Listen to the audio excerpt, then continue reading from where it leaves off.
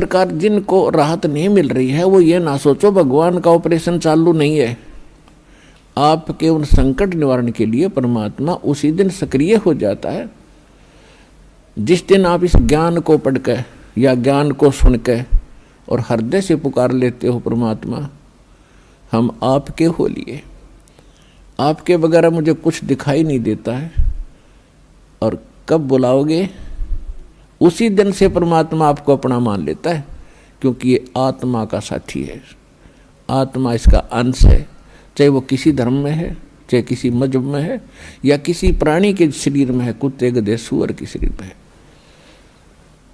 तो ये परमात्मा उसी दिन से आपको स्वीकार कर लेता है यदि आप हृदय से पुकारते हैं।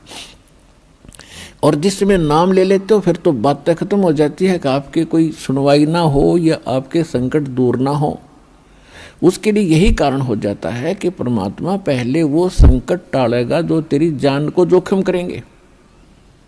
आपको जीवन एक्सटेंड करके फिर धीरे धीरे तेरे सारे आपके सभी कार्य, आवश्यक कार्य जो होंगे सारे ठीक करेंगे। देखो ये भक्ति मार्ग है। यदि आप यहाँ आते हो बरवाला आश्रम में तो आपको सबसे पहले ये उद्देश्य बनाना होगा कि मुझे मोक्ष चाहिए। और जो ये कहते मैं फैक्ट्री लाऊं, मैं मंत्री बनूं, एमएलए बन जाऊं, मेरा आशीर्वाद दे दो गुरुजी, देखो ये आशीर्वाद यहाँ पर आपको नहीं मिलेंगे, क्योंकि ये तो भगवान से दूर करेंगे आपको। और हम ऐसा विष आपको खिला नहीं सकते जो आपका जीवन को हानि कर दे। डॉक्टर ऐसा अनजान नहीं होता। इसका कारण ये है कि जैसे कोठी बंगले आपको दे भी देगा भगवान तो आप परमात्मा से कोसों दूर होगे। और फिर क्या बताते हैं, सर्व सोने की लंका थी वो रावण से रणधीरम, एक पलक में राज विराजीव जम के पड़े जंजीरम। सारी सोने की लंका बख्श दी थी उसको, सारा लंका सोने की बनाए बैठा था। और उस समय तो कई कई हजार, 20-20, 30-30 हजार वर्ष की उम्र होती थी।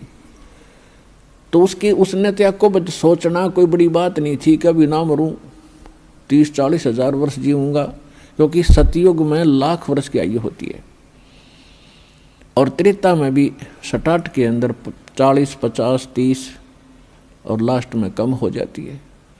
तो रावण के मन में ये खरपतवार पैदा हो जाना कि अभी नहीं मरूंगा, ठाठ तो कोठी बना ली, दो कोई मंजिल की अटारियाँ बना रखी हैं। जैसे आजकल ये 20-20, 30-30 मंजिल के बनाते हैं मकान, वो तो 100 मंजिल के बनाए बैठा था, 200 के, इतना कुबद्दी था। और सारे सोने के, ईंट और गारा सोने की, लिपाई सोने की। और उसने भी ये सोच रखा था भी नहीं मरूं, अरे ऐसा बक्कल उतरा, सह परिवार नष्ट हो गया। तो कहने का भाव ये है, परमात्मा कहते हैं कि क्या मांगो कुछ थिर न रहाई, ये देखत नैन चला जग जाई, 1 लख पूत 1.25 लाख नाती, उस रावण के दीवान बाती। परमात्मा कहते क्या मांगो, हमें बताते हैं कि क्या मांगोगे। रावण जितने धनी भी नहीं हो सकते और ऐसे शक्तिशाली सिद्धि युक्त भी तुम नहीं हो सकते। और उसकी क्या दुर्गति हुई और क्या मांगना चाहिए परमात्मा से। भक्ति दान गुरु दीजियो देवन के देवाओ, जन्म पाया भूलूं नहीं करहूं पद सेवा हो। और फिर क्या मांगे, साईं इतना दीजियो जा मैं कुटुंब समाए, हम भी भूखे न रहे अतिथि न भूख हो जाए। इससे अधिक मांगने की आवश्यकता नहीं भगवान से।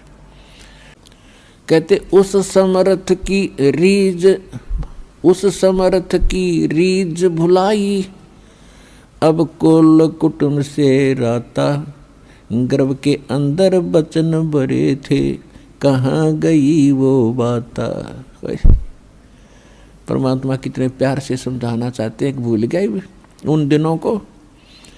उस समर्थ की रीझ छुपाई, उस परमात्मा ने तेरे ऊपर रहम किया, खुश हुए, और तेरे को मनुष्य जीवन देकर माँ के गर्भ से संकट से बाहर निकाला, नहीं तो बहुत से बच्चे गर्भ में मर जाते, माँ भी मर जाती साथ में। उसकी मेहर से ही तुम ठीक ठाक यहाँ बाहर जन्म लेते हो। और आज भूल गया उन भगवान की उन बातों को कि गर्भ के अंदर वचन भरे थे, कहाँ गई वो बातें।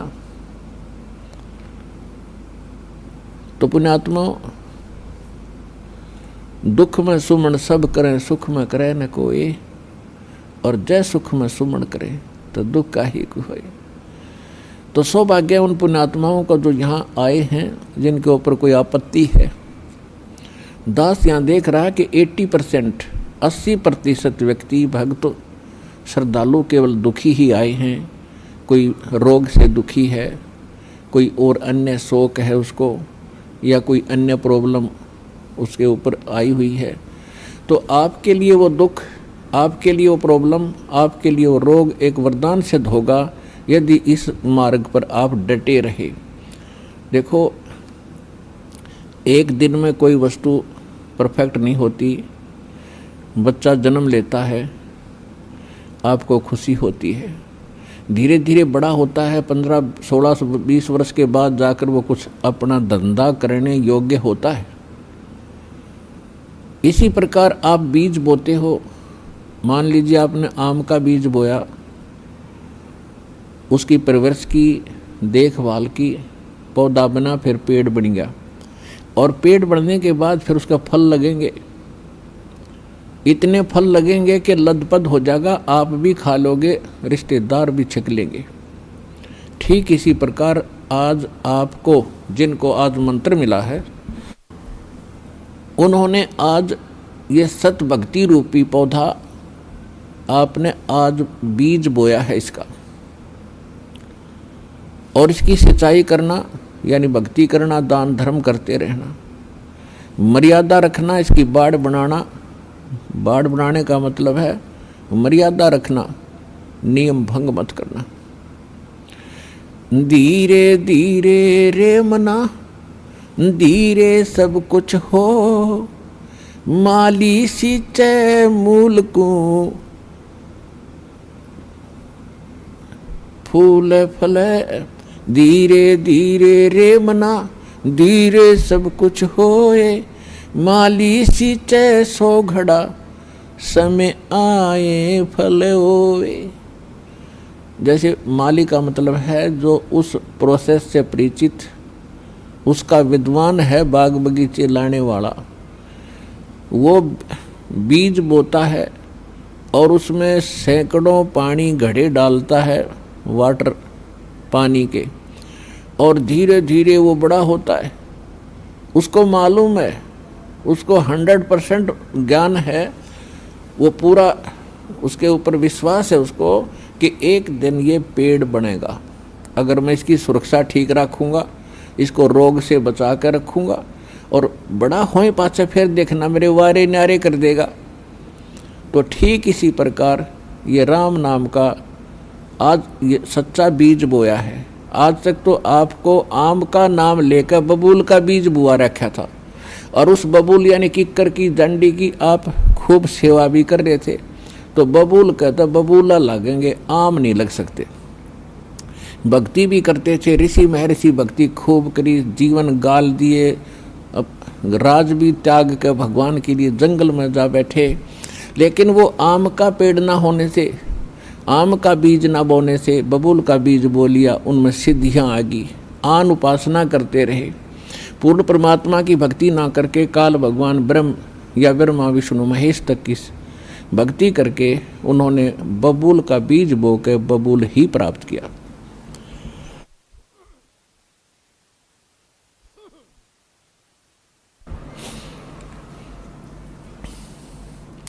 उदाहरण के लिए हिरण्यकशिपु ने ब्रह्मा जी की साधना करके बबूल का पेड़ बोया, और क्या मिला उसको? सिद्धियां आ गई। ये समझ बैठा कि मैं भगवान बन गया, और कैसा जीवन नाश हुआ उस व्यक्ति का। ऐसे ही रावण ने बबूल बोया था भगवान शिव की भक्ति करके, और क्या प्राप्ति हुई? सिद्धियां होगी, रिद्धि आ गई, सोने के महल बना लिए, आकाश में उड़ जाने की शक्ति आ गई और कुबद को मारकर सर्वनाश करा के गया। तो पुण्यात्माओं, इसी प्रकार विष्णु जी की साधना करने वाले ये भी शास्त्र विरुद्ध साधना करके अपना जीवन नाश करते हैं, क्योंकि शास्त्र विधि को त्याग कर जो मनमाना आचरण करते हैं उनको न सुख होता है न कोई सिद्धि होती है, यानी सत साधना की सिद्धि, और न ही उनको कोई उनकी गति होती है, जिस कारण से ये भक्ति करके भी अपना जीवन व्यर्थ ही कर गए। तो ये प्रसंग चल रहा है कि धीरे धीरे रे मना और धीरे सब कुछ हो।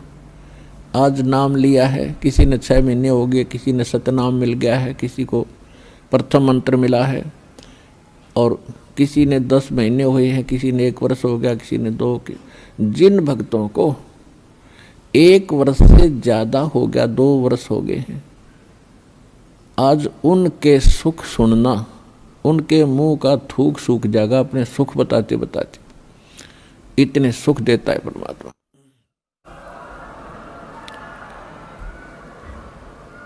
और कुछ अनजान कहते हैं जी मैं 4 बार आ लिया, गणया, कोई लाभ सा विशेष नहीं हुआ। ये उसके लिए प्रार्थना है कि धीरे धीरे रे मना, धीरे सब कुछ हो, माली सींचे 100 गड़ा समय आए फलो। और दूसरा कारण ये होता है, सतगुरु के दरबार में भाई कमी कहे की ना, अनसा मौज नहीं पावता है तेरी चूक चाकरी बा। इस सच्चे दरबार में किसी चीज की कमी नहीं है। यदि आपको कोई राहत परमात्मा से नहीं मिल पा रही है तो आपका कनेक्शन ठीक नहीं है। अपन आत्माओं, जैसे एक मेन लाइन आई है बिजली के तारों की, और वहाँ से पूरी कॉलोनी को कनेक्शन मिला हुआ है, और किसी एक व्यक्ति का पंखा नहीं चल रहा या मोटर नहीं चल रही या कोई भी आइटम नहीं चल रहा, तो उसका कोई और कारण हो सकता है। या तो पंखा खराब हो सकता है या मोटर खराब हो सकती है, उसको चेक कराओ। और सारा ही व्यवस्था नहीं चल रही कोई भी, तो आपका कनेक्शन ठीक नहीं है। तो यहाँ एक बहुत बड़ी हम गलती करते हैं कि मर्यादा ना रख के भगवान का हम आशीर्वाद प्राप्त नहीं कर पाते, जिस कारण से आप जी का वो कनेक्शन कट जाता है। कहते परमात्मा कहते औखद खावे और पत्थर है, औखद खावे और पत्थर रखे और तब पावे मोक्ष। जैसे दवाई लेते हैं, औषधि लेते हैं, तो उसके साथ कुछ परहेज भी होते हैं। तो इस मार्ग में परहेज कंपलसरी है, परमात्मा के इस मार्ग में। और परहेज वही हैं जो हमने वैसे ना करने चाहिए। बीड़ी, शराब, मांस, तम्बाकू, अन्य देवताओं की पूजा, ये तो वैसे ना करनी चाहिए। बताओ और परहेज क्या है? तो इस करके ये तो अवश्य रखने ही पड़ेंगे यदि आपने भगवान से लाभ लेना है और मोक्ष प्राप्ति करनी है। तो कहने का भाव ये है कि नाम जिन्होंने ले लिया, धीरे धीरे सब काम होंगे। थोड़ा समय दो दाता को, इतने उतावले ना हो। जैसे एक कहता है जी मैंने नाम लिया, मेरा सारे सुख हो गए, तो इसके अब दूसरा कहता है जी मैं 4 बार आ चुका हूँ, अभी तक विशेष राहत मिली नहीं है। पुण्यात्माओं, ये परमात्मा का मार्ग है, इसके लिए आपने ये ध्यान रखनी पड़ेंगी जो बातें दास बता रहा है। अब जैसे किसी का कोई रोगी है और उसको एक्सीडेंट हो गया किसी का, और उससे ब्लड निकल रहा है, रक्त, और उधर से टांग टूट गई, उस पीड़ा भी बहुत घनी हो रही है, तो डॉक्टर सबसे पहले उस स्थान को ऑपरेशन या किसी कारण से ठीक करेगा जहाँ से ब्लड निकल रहा है। अगर उसका ब्लड निकल गया तो नाश मृत्यु हो जाएगी, और वो उस तरफ ध्यान नहीं देगा कि टांग टूट रही है और ये रो रहा है, चिल्ला रहा है कि मुझे पीड़ा है। डॉक्टर इलाज भी कर रहा है और वो ये सोच रहा है कि डॉक्टर का ध्यान को नहीं, मैं मर गया, मेरी तो टांग टूट गई। लेकिन डॉक्टर पागल नहीं है, डॉक्टर पहले देख रहा है कि ये करना आवश्यक है, ये टांग तो बाद में जुड़ जाएगी, इस तरह मरा नहीं गा ये। तो इसी प्रकार आपके जिन्होंने दीक्षा ले ली है और जिनके ऊपर कोई ऐसी आपदा आनी है कि आपकी मृत्यु होनी हो, तो पहले परमात्मा उस मृत्यु को रोकेगा, बाकी संसारिक सुख तो फिर आपका ढेर लगा देगा, आपका जीवन एक्सटेंड हो गया था। तो इस बात को आप ध्यान रखना, यह कोई बालकों का लेख नहीं है और इतने एक मनुष्य जीवन का मिलना हंसी खेल नहीं है। एक सांस भी मनुष्य जीवन की मिलना आपको बालकों का खेल नहीं है। और ये आपको 100-150 वर्ष एक्सटेंड कर देता है। ये परम पिता, ये पूर्ण परमात्मा है।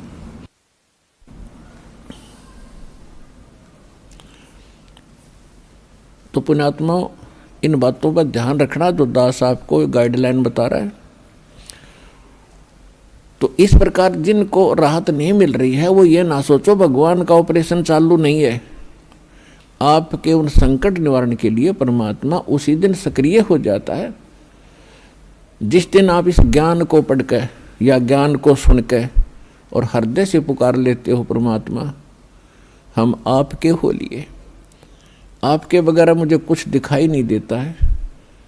और कब बुलाओगे उसी दिन से परमात्मा आपको अपना मान लेता है, क्योंकि ये आत्मा का साथी है, आत्मा इसका अंश है। चाहे वो किसी धर्म में है, चाहे किसी मजहब में है, या किसी प्राणी के शरीर में है, कुत्ते गधे सूअर के शरीर में है। तो ये परमात्मा उसी दिन से आपको स्वीकार कर लेता है यदि आप हृदय से पुकारते हैं। और जिस समय नाम ले लेते हो फिर तो बातें खत्म हो जाती है कि आपके कोई सुनवाई ना हो या आपके संकट दूर ना हो। उसके लिए यही कारण हो जाता है कि परमात्मा पहले वो संकट टालेगा जो तेरी जान को जोखिम करेंगे। आपको जीवन एक्सटेंड करके फिर धीरे धीरे तेरे सारे आपके सभी कार्य, आवश्यक कार्य जो होंगे सारे ठीक करेंगे। देखो ये भक्ति मार्ग है। यदि आप यहाँ आते हो बरवाला आश्रम में तो आपको सबसे पहले ये उद्देश्य बनाना होगा कि मुझे मोक्ष चाहिए। और जो ये कहते मैं फैक्ट्री लाऊं, मैं मंत्री बनूं, एमएलए बन जाऊं, मेरा आशीर्वाद दे दो गुरुजी, देखो ये आशीर्वाद यहाँ पर आपको नहीं मिलेंगे, क्योंकि ये तो भगवान से दूर करेंगे आपको। और हम ऐसा विष आपको खिला नहीं सकते जो आपका जीवन को हानि कर दे। डॉक्टर ऐसा अनजान नहीं होता। इसका कारण ये है कि जैसे कोठी बंगले आपको दे भी देगा भगवान, तो आप परमात्मा से कोसों दूर होगे। और फिर क्या बताते हैं, सर्व सोने की लंका थी वो रावण से रणधीरम, एक पलक में राज विराजी वो जम के पड़े जंजीरम। सारी सोने की लंका बख्श दी थी उसको, सारा लंका सोने की बनाए बैठा था। और उस समय तो कई कई हजार, 20-20, 30-30 हजार वर्ष की उम्र होती थी। तो उसने तो आपको सोचना कोई बड़ी बात नहीं थी कि अभी ना मरूं, 30-40 हजार वर्ष जीऊंगा, क्योंकि सतयुग में लाख वर्ष की आयु होती है और त्रेता में भी सटाट के अंदर 40, 50, 30 और लास्ट में कम हो जाती है। तो रावण के मन में ये खरपतवार पैदा हो जाना कि अभी नहीं मरूंगा, ठाठ तो कोठी बना ली, दो कोई मंजिल की अटारियाँ बना रखी हैं। जैसे आजकल ये 20-20, 30-30 मंजिल के बनाते हैं मकान, वो तो 100 मंजिल के बनाए बैठा था, 200 के, इतना कुबद्दी था। और सारे सोने के, ईंट और गारा सोने की, लिपाई सोने की। और उसने भी ये सोच रखा था भी नहीं मरूं, ऐसा बक्कल उतरा, सह परिवार नष्ट हो गया। तो कहने का भाव ये है, परमात्मा कहते हैं कि क्या मांगो कुछ थिर न रहाई, ये देखत नैन चला जग जाई, 1 लख पूत 1.25 लाख नाती, उस रावण के दीवान बाती। परमात्मा कहते क्या मांगो, हमें बताते हैं कि क्या मांगोगे। रावण जितने धनी भी नहीं हो सकते और ऐसे शक्तिशाली सिद्धि युक्त भी तुम नहीं हो सकते। और उसकी क्या दुर्गति हुई और क्या मांगना चाहिए परमात्मा से। भक्ति दान गुरु दीजियो देवन के देवाओ, जन्म पाया भूलूं नहीं, करहूं पद सेवा हो। और फिर क्या मांगे, साईं इतना दीजियो जा मैं कुटुंब समाए, हम भी भूखे न रहे अतिथि न भूख हो जाए। इससे अधिक मांगने की आवश्यकता नहीं भगवान से।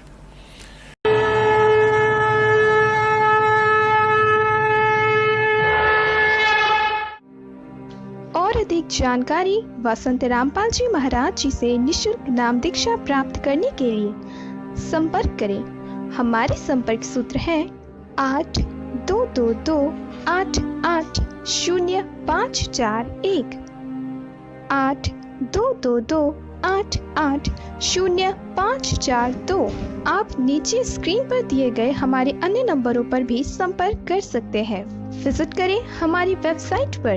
हमारी वेबसाइट है www.jagatgururampalji.org। इस वीडियो के बारे में अपनी राय नीचे कमेंट सेक्शन में हमें बताएं और अपने दोस्तों के साथ ये वीडियो शेयर करना ना भूलें।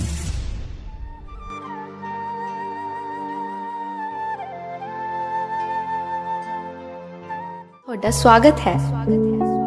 ਇਸ ਚੈਨਲ ਨੂੰ ਸਬਸਕ੍ਰਾਈਬ ਕਰੋ ਤੇ ਇਸ ਚੈਨਲ ਤੇ ਅਸੀਂ ਪੋਜ਼ਿਟਿਵ, ਸਪਿਰਿਚੁਅਲ ਤੇ ਰੂਹ ਨੂੰ ਸੁਕੂਨ ਦੇਣ ਵਾਲੀਆਂ ਵੀਡੀਓਜ਼ ਅਪਲੋਡ ਕਰਾਂਗੇ। ਆਓ ਸਾਰੇ ਰਲ ਮਿਲ ਕੇ ਇਸ ਚੰਗਿਆਈ ਨੂੰ ਅੱਗੇ ਵਧਾਈਏ। ਧੰਨਵਾਦ।